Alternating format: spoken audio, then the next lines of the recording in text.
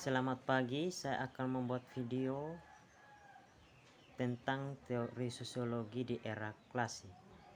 Saya atas nama Christopher Tadehere, NIM 2003030092, kelas C semester 2, jurusan Sosiologi, Fakultas Ilmu Sosial dan Ilmu Politik, Universitas Nusa Cendana Kupang.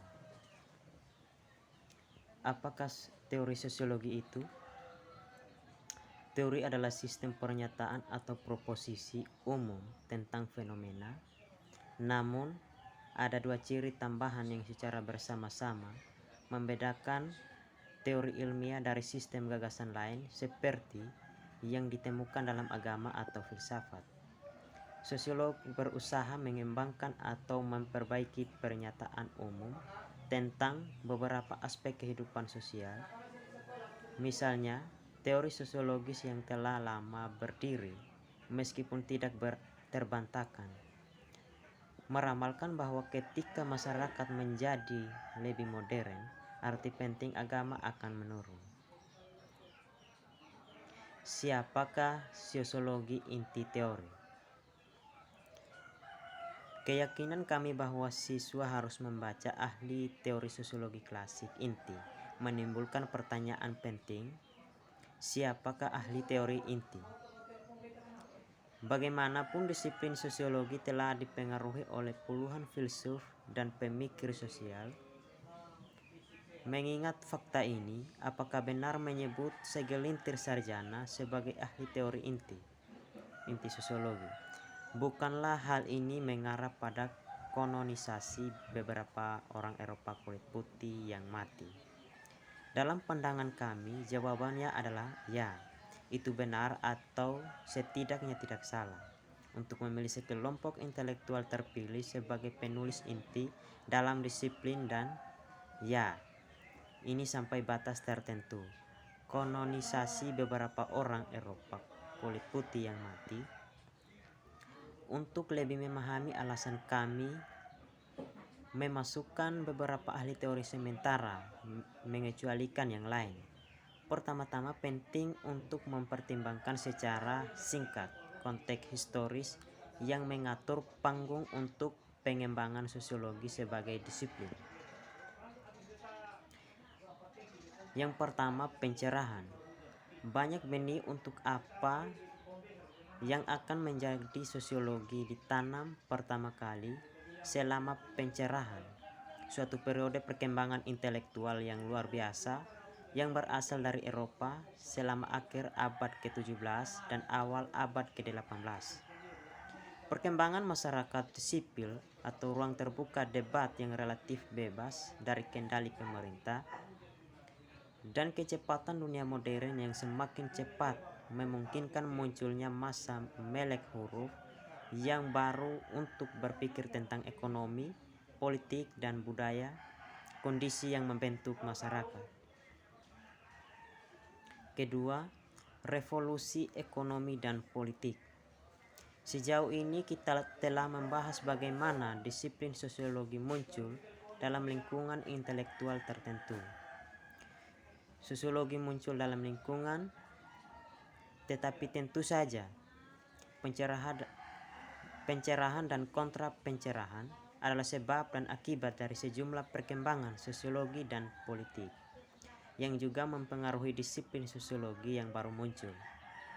Transformasi ekonomi, politik, dan agama yang luar biasa telah terjadi di Eropa Barat sejak abad ke-16. Disiplin baru sosiologi berusaha menjelaskan keduanya secara ilmiah sebab dan akibat dari perubahan sosial yang luar biasa tersebut. Yang ketiga, seluk-beluk kanon klasik. Sejauh ini kami telah menyatakan bahwa para tokoh sentral di jantung teori sosiologis klasik semuanya berusaha menjelaskan transformasi ekonomi, politik, dan sosial yang luar biasa yang terjadi di Eropa pada akhir abad ke-19.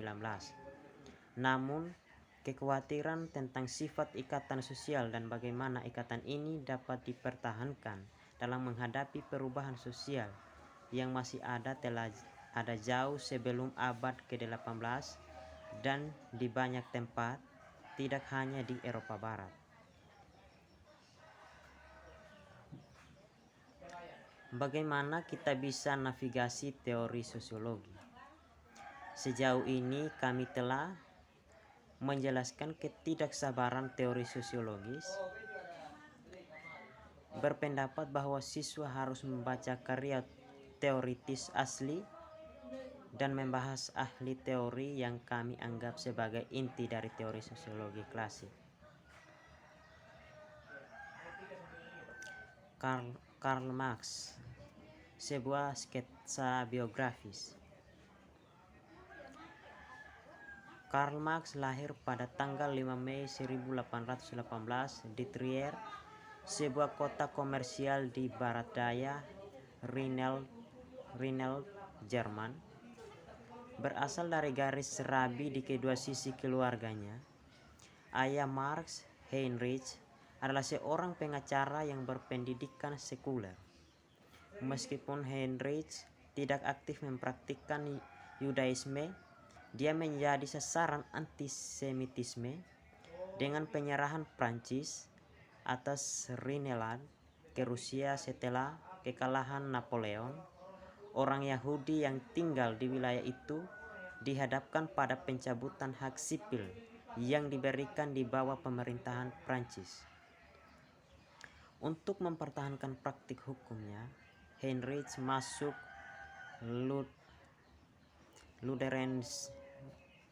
Luteranisme pada tahun 1817.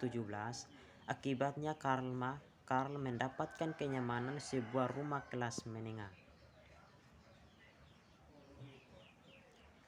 Pengaruh intelektual dan gagasan inti. Semangat revolusioner yang mengorbankan karya Marx tidak dapat dipahami di luar latar belakang perubahan ekonomi dan sosial yang terjadi selama periode ini. Pada pertengahan abad ke-19, revolusi industri yang dimulai di Inggris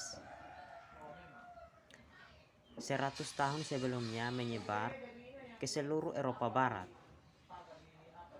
Kemajuan teknologi di bidang transportasi, komunikasi, dan manufaktur memacu ledakan pasar komersial barang. Hasilnya adalah lahirnya kapitalisme modern dan kebangkitan pemilik kapital kelas menengah atau bourgeoisie ke kekuasaan ekonomi dan politik. Orientasi teoritis Marx. Dalam kerangka metatheoretikal, kita mengilustrasikan bagaimana karya Marx sebagian besar berorientasi kolektivis dan rasionalis. Tentu saja seperti yang telah dibahas sebelumnya, dimensi aksi atau keteraturan dimaksudkan untuk berfungsi sebagai perangkat heuristik. Tentu saja, ada elemen teori Marx yang tidak cocok dengan kotak khusus ini. Namun demikian, Marx mengejar tema-tema yang secara keseluruhan menggarisbawahi visinya tentang tatanan sosial yang dibentuk oleh transisi sejarah yang luas dan kelas-kelas aktor kolektivis yang diadu domba dalam perjuangan untuk mewujudkan ekonomi mereka, kepentingan atau rasionalis.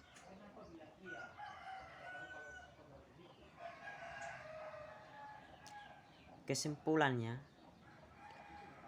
teori adalah sistem pernyataan atau proposisi umum tentang fenomena, namun ada dua ciri tambahan yang secara bersama-sama membedakan teori ilmiah dari sistem gagasan lain seperti yang ditemukan dalam agama atau filsafat. Teori ilmiah menjelaskan dan memprediksi fenomena yang dimaksud dan menghasilkan hipotesis yang dapat diuji dan dengan demikian dapat dipalsukan.